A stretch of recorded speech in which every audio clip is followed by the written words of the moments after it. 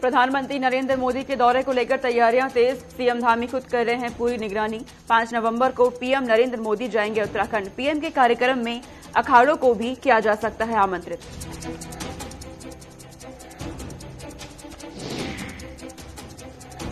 देवभूमि में कोरोना की रफ्तार में आई कमी। 24 घंटे में आए 5 नए संक्रमित मामले। एक भी मरीज की मौत नहीं, 9 मरीज ठीक हुए। सक्रिय मामलों की संख्या 151 तक पहुंची।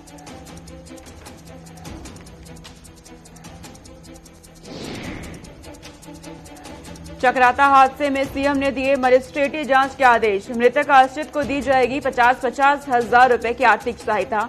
सीएम ने कहा प्रदेश सरकार की ओर से हर संभव मदद की जाएगी।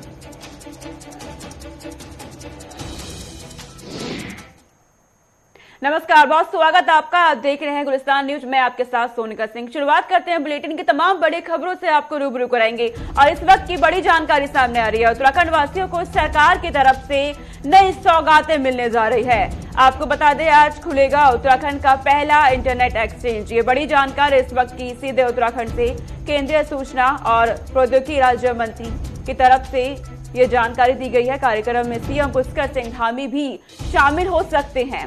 वहीं आपको जानकारी दे दें कि केंद्रीय सूचना और प्रौद्योगिकी राज्य मंत्री शुभारंभ करेंगे। आज उत्तराखंड का पहला इंटरनेट एक्सचेंज खुल जाएगा। ये बड़ी जानकारी इस वक्त की।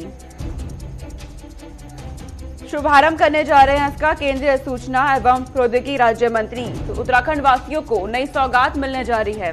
इस कार्यक्रम में सीएम पुष्कर सिंह धामी भी मौजूद रहेंगे।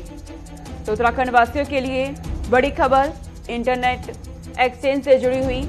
आज उत्तराखंड में इंटरनेट एक्सचेंज खुलने जा रहा है। तो उत्तराखंड वासियों के लिए ये बड़ी सौगात। विधानसभा चुनाव होने हैं 2022 में, उससे पहले उत्तराखंड वासियों को लगातार तोहफे दिए जा रहे हैं उत्तराखंड सरकार की तरफ से। इसी कड़ी में एक और सौगात उत्तराखंड वासियों के लिए।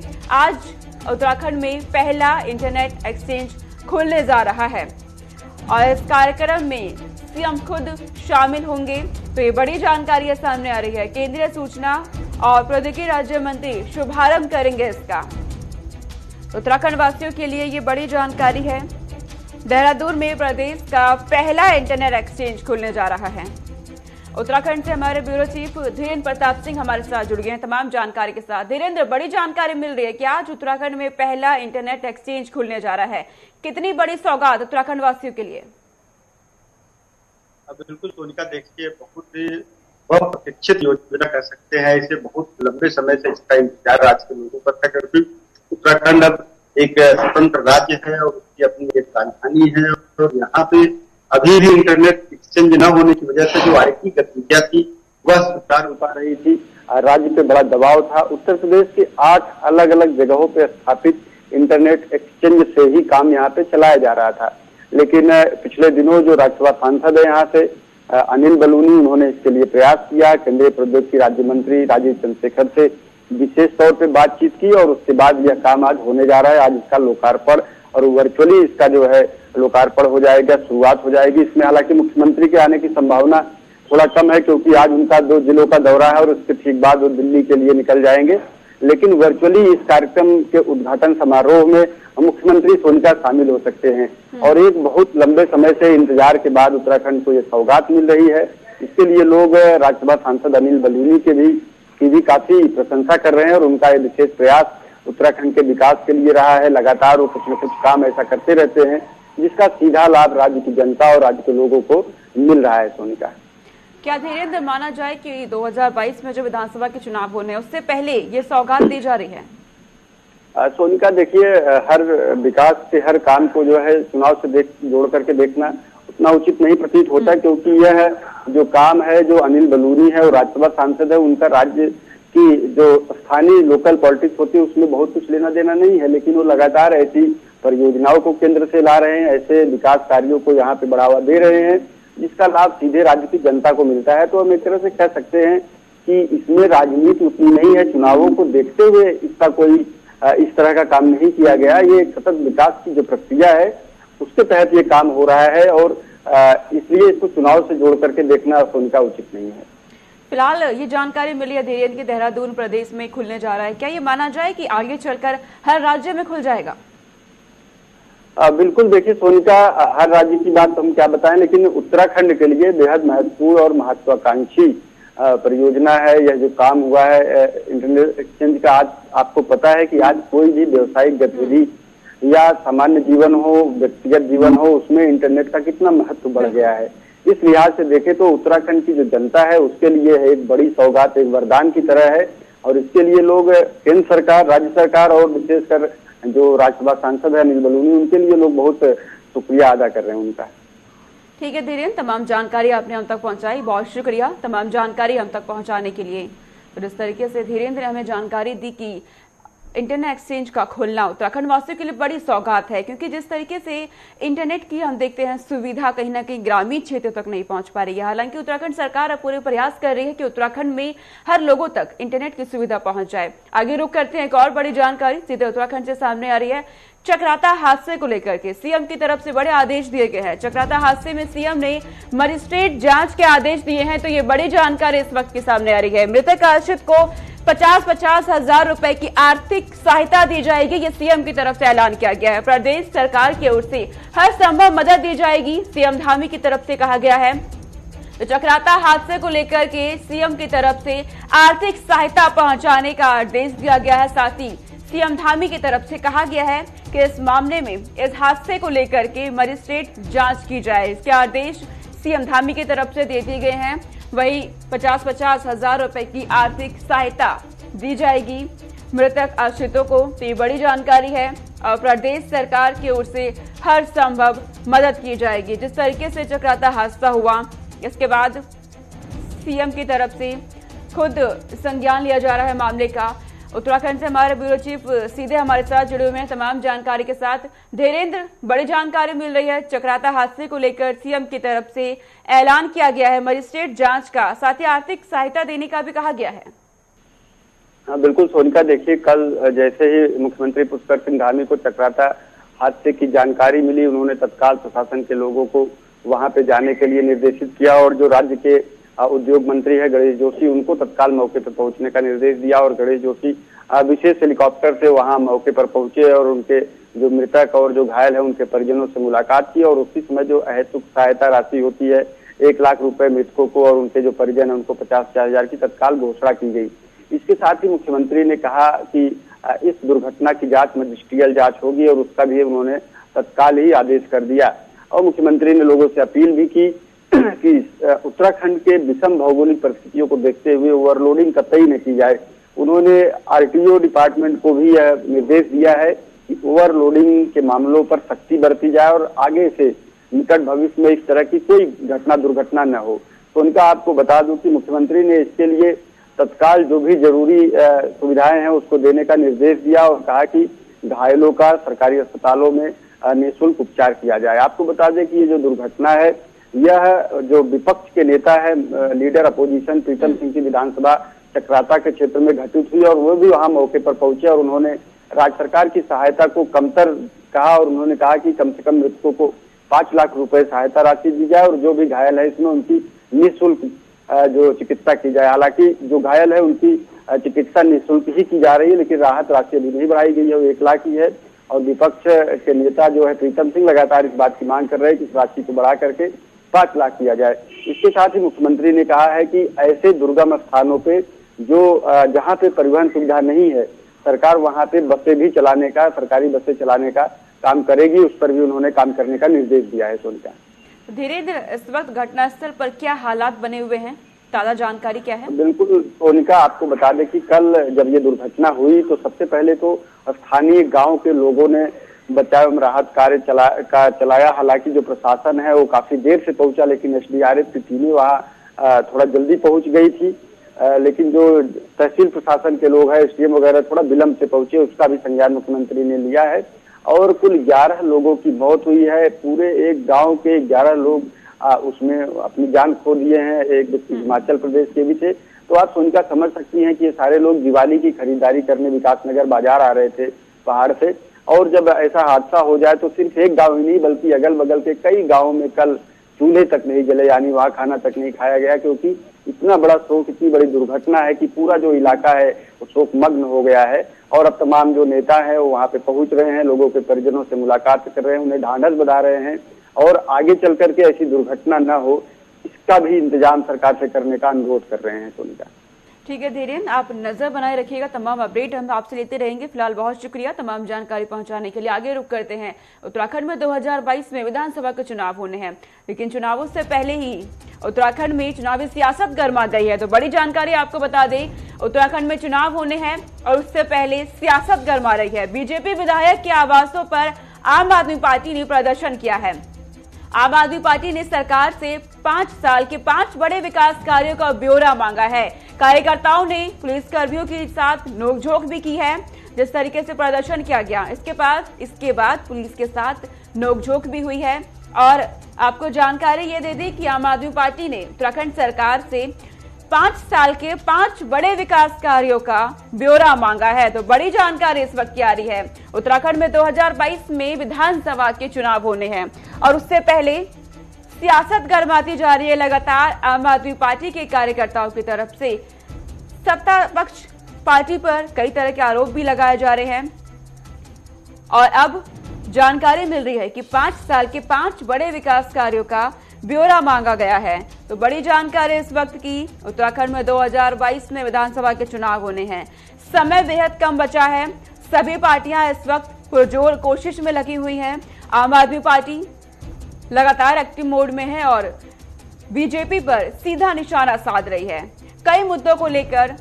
अब 5 साल के 5 बड़े विकास कार्यों का ब्यौरा मांगा गया है, जिसके तहत बीजेपी विधायक के आवास पर प्रदर्शन भी किया गया है। संवाददाता धनराज गर्ग मेरे साथ जुड़ गए हैं तमाम जानकारी के साथ। धनराज, बीजेपी विधायक के आवास के बाहर आम आदमी पार्टी के कार्यकर्ताओं ने प्रदर्शन किया, क्या माहौल, क्या ताजा अपडेट आपके पास? जी सोनिका, बिल्कुल जिस तरीके से उत्तराखंड में 2022 का चुनाव नजदीक आ रहा है तो आम आदमी पार्टी सरकार को घेरती हुई नजर आ रही है कि तमाम मुद्दों को लेकर आम आदमी पार्टी के कार्यकर्ताओं ने जो बीजेपी के विधायक हैं उनका घेराव किया है और उन्होंने 5 साल के जो 5 साल है उन्होंने सरकार चलाई है उत्तराखंड में, उसके 5 बड़े विकास कार्यों की पूरी रिपोर्ट मांगी है कि वो 5 कार्य गिनवाए कि कौन से कार्य उन्होंने किए हैं।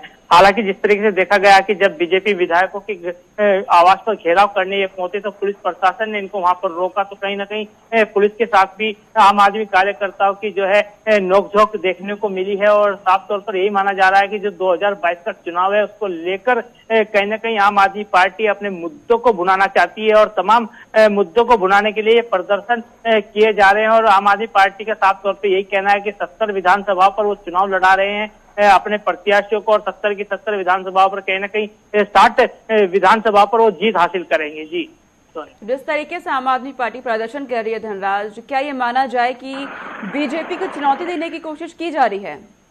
जी बिल्कुल सोनिका, कहीं ना कहीं जिस तरीके से आम आदमी पार्टी लगातार बीजेपी को घेरने की कोशिश कर रही है, क्योंकि आपको ये भी बता दें कि जो उत्तराखंड का इतिहास है वो एक बार बीजेपी की सरकार आती है, एक बार कांग्रेस की सरकार आती है, लेकिन इस बार कहीं ना कहीं त्रिकोणीय चुनाव उत्तराखंड में होने जा रहा है कि आम आदमी पार्टी भी लगातार मैदान में नजर आ रही है और कोई भी मुद्दा ऐसा छोड़ना नहीं चाहती है कि जिससे कि सरकार को ना घेरा जाए। वो लगातार सरकार को घेरने की कोशिश लगातार आम आदमी पार्टी कर रही है, कांग्रेस की पार्टी बीजेपी सरकार को घेरने की कोशिश कर रही है। लेकिन अब देखने वाली बात होगी कि क्या जो ये धरने प्रदर्शन आम आदमी पार्टी की तरफ से किए जा रहे हैं और लगातार बीजेपी सरकार को घेरा जा रहा है, क्या ये 2022 के चुनाव में काम आएगी या नहीं आएगी, ये तो आने वाला समय बताएगा। लेकिन ये साफ है कि जब यहाँ पर चुनाव होगा तो कहीं ना कहीं आम आदमी पार्टी भी उभर कर सामने आ सकती है। जी जिस तरीके से प्रदर्शन किया गया है आम आदमी पार्टी की तरफ से और विकास कार्य का ब्यौरा मांगा गया धनराज, क्या रिएक्शन सत्ता पक्ष की तरफ से सामने आ रहा है?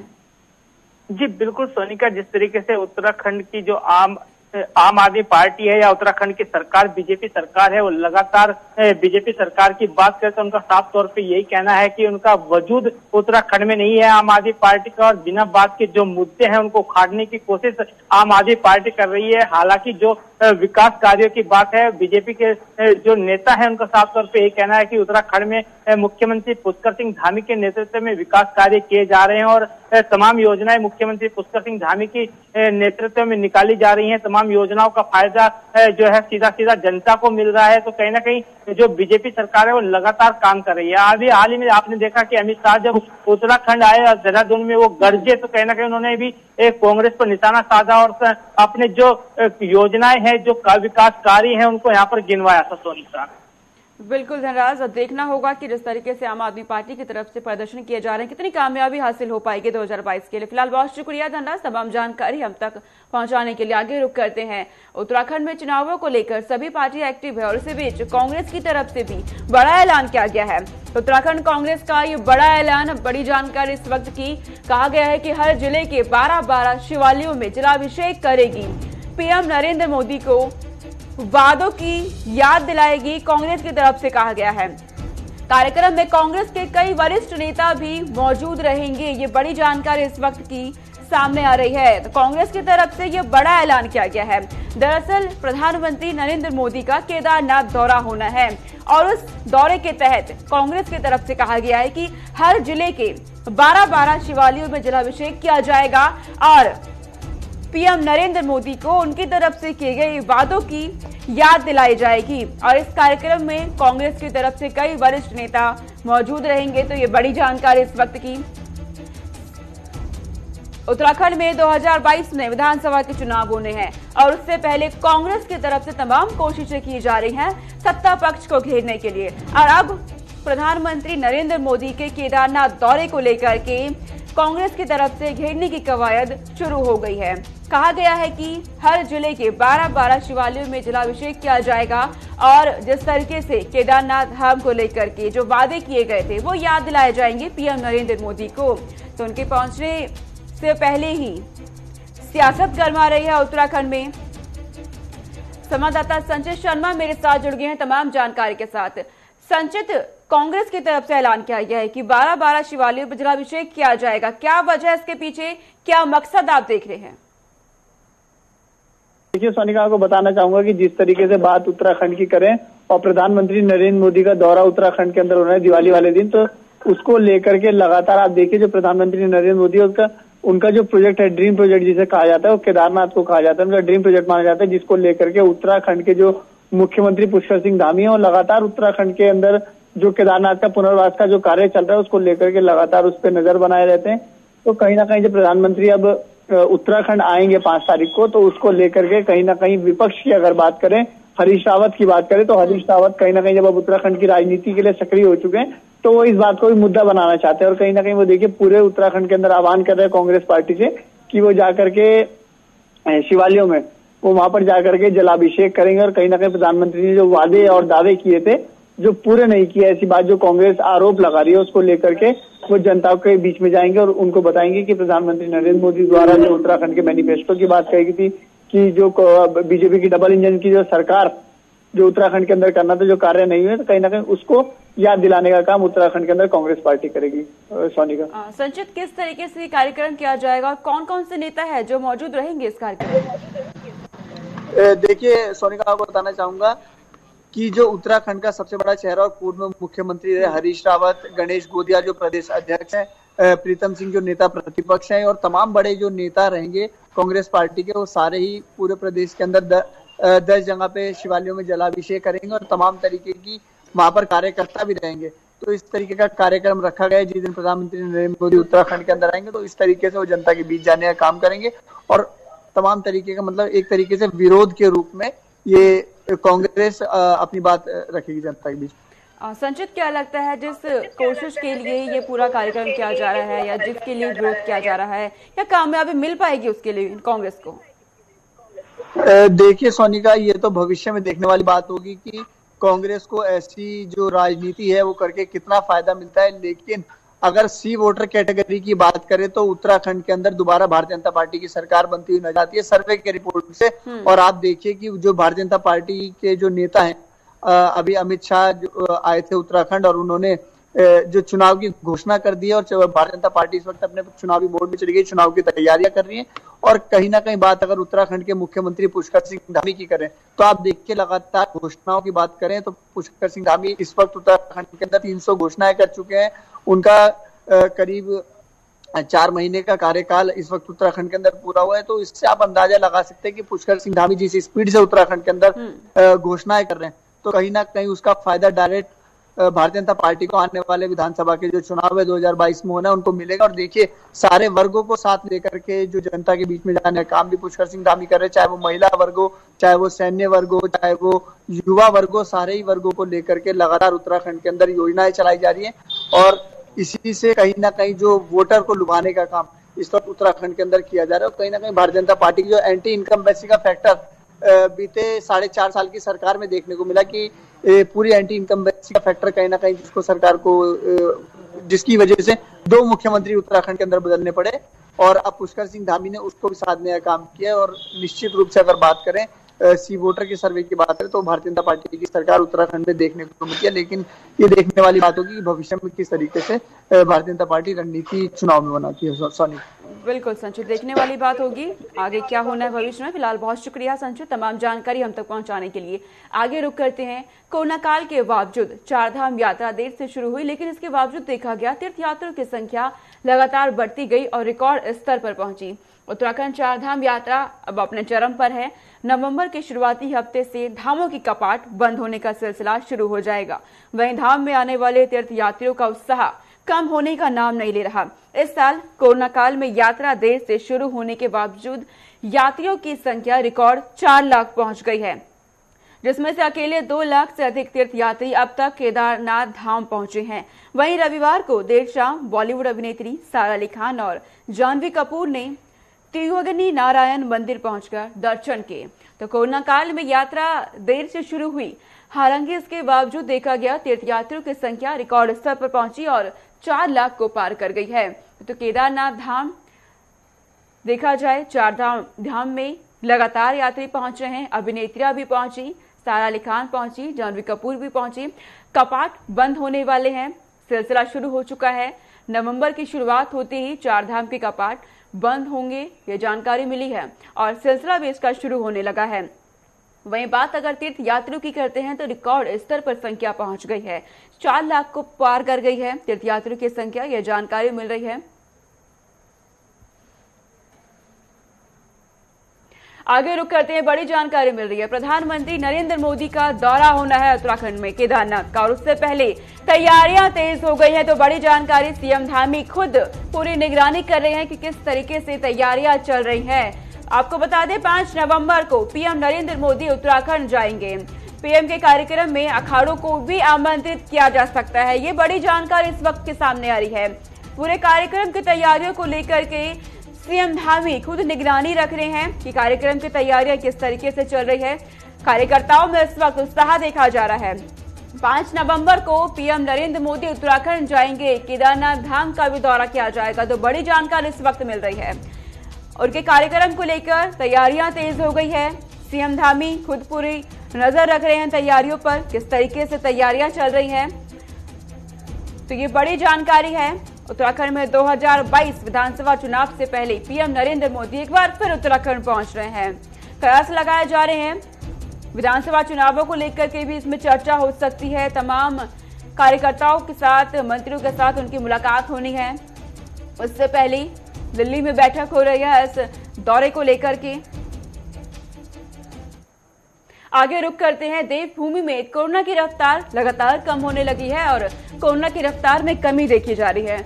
बात पिछले 24 घंटों की करें तो 24 घंटे में 5 नए संक्रमित मामले सामने आए हैं। राहत भरी खबर है, मामले लगातार कम हो रहे हैं। एक भी मरीज की मौत नहीं हुई 24 घंटे में और 9 मरीज ठीक हुए हैं। इसी दौरान सक्रिय मामलों की संख्या 151 तक पहुंची है। तो राहत भरी खबर ये उत्तराखंड से सामने आ रही है। मामले लगातार कम होने लगे हैं। 5 नए संक्रमित 24 घंटे के अंदर और एक भी मरीज की मौत नहीं हुई। हालांकि बीते एक सप्ताह से एक भी मरीज की मौत नहीं हो रही है। ये राहत भरी खबर उत्तराखंड से सामने आ रही है। वैक्सीनेशन का प्रक्रिया लगातार तेजी से उत्तराखंड में चल रही है और जिस तरीके से वैक्सीनेशन की प्रक्रिया को लगातार बढ़ाया जा रहा है, कामयाबी भी हासिल हो रही है। मामले लगातार घटने लगे हैं। फिलहाल 151 सक्रिय मामले उत्तराखंड में इस वक्त हैं। लेकिन राहत भरी खबर इस बीच है कि देवभूमि में लगातार मामले कम होने लगे हैं। जो दहशत लोगों में फैली हुई थी, कहीं ना कहीं उसमें राहत देखी जा रही है। आगे रुक करते हैं पंजाब से। इस वक्त की बड़ी जानकारी सामने आ रही है। पंजाब सिविल सचिवालय में 2:30 पर पंजाब कैबिनेट की बैठक शुरू होगी। मुख्यमंत्री चरणजीत सिंह चन्नी की अगुवाई में पंजाब कैबिनेट की बड़ी बैठक होने जा रही है। तो ये बड़ी जानकारी है। कैबिनेट की बैठक के बाद शाम करीब 4 बजे प्रेस कॉन्फ्रेंस भी करेंगे सीएम चन्नी और पंजाब वासियों को बड़ा तोहफा देने की तैयारी कर रहे हैं पंजाब सरकार। तो ये बड़ी जानकारी है। पंजाब कैबिनेट की बैठक होने जा रही है और इस बैठक के बाद ठीक 4 बजे प्रेस कॉन्फ्रेंस करेंगे सीएम चन्नी। इससे पहले भी कैबिनेट की बैठक की गई। लगातार बैठकों का दौर पंजाब में चल रहा है और जिस तरीके से एक्टिव मोड में नजर आ रहे हैं सीएम चन्नी, जनता के हित में लगातार फैसले लिए जा रहे हैं। उन फैसलों पे भी मोहर लग रही है, जो रह गए थे उन फैसलों पे मोहर लगाई जा रही है और एक बार फिर पंजाब कैबिनेट की बड़ी बैठक होने जा रही है। बैठक के बाद शाम करीब 4 बजे प्रेस कॉन्फ्रेंस भी की जाएगी। आम लोगों के हित में आज बड़ा ऐलान करेंगे पंजाब के मुख्यमंत्री। ये बड़ी जानकारी इस वक्त मिल रही है। तो चलिए इस बुलेटिन में इतना ही। देश और दुनिया की तमाम खबरों के लिए देखते रहिए गुलिस्तान न्यूज। नमस्कार।